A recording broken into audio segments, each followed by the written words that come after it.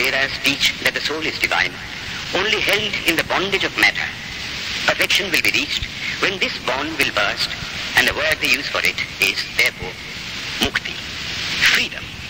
Freedom from the bonds of imperfection, freedom from death and misery. And this bondage can only fall off through the mercy of God, and this mercy comes on the pure.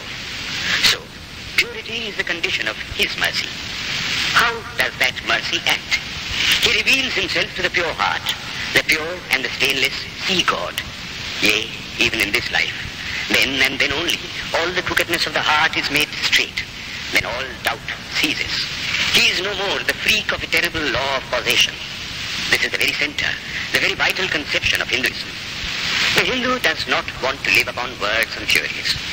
If there are existences beyond the ordinary sensuous existence, he wants to come face to face with them. If there is a soul in him which is not matter, if there is an all-merciful universal soul, he will go to him direct. He must see him, and that alone can destroy all doubts. So, the best proof a Hindu sage gives about the soul, about God, is, I have seen the soul, I have seen God. And that is the only condition of perfection. The Hindu religion does not consist in struggles and attempts to believe a certain doctrine or dogma, but in realizing, not in believing, but in being and becoming.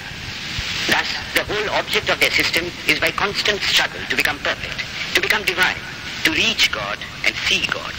And this reaching God, seeing God, becoming perfect, even as the Father in heaven is perfect, constitutes the religion of the Hindus.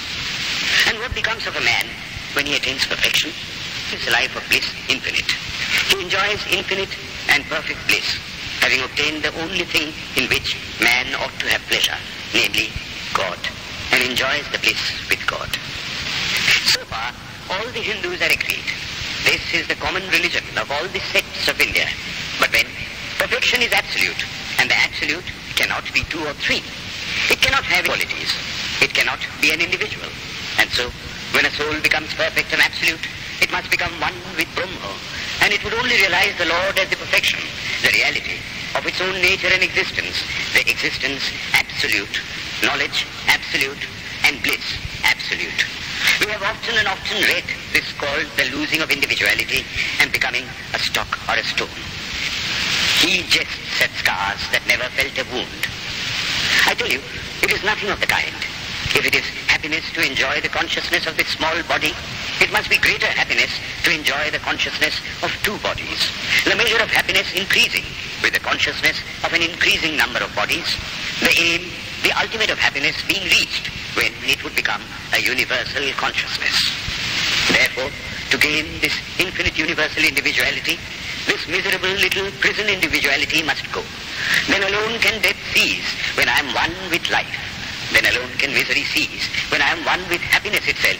Then alone can all error cease when I am one with knowledge itself. And this is the necessary scientific conclusion. Science has proved to me that physical individuality is a delusion, that really my body is one little continuously changing body in an unbroken ocean of matter, and Advaita, or unity, is the necessary conclusion with my other counterpart, soul.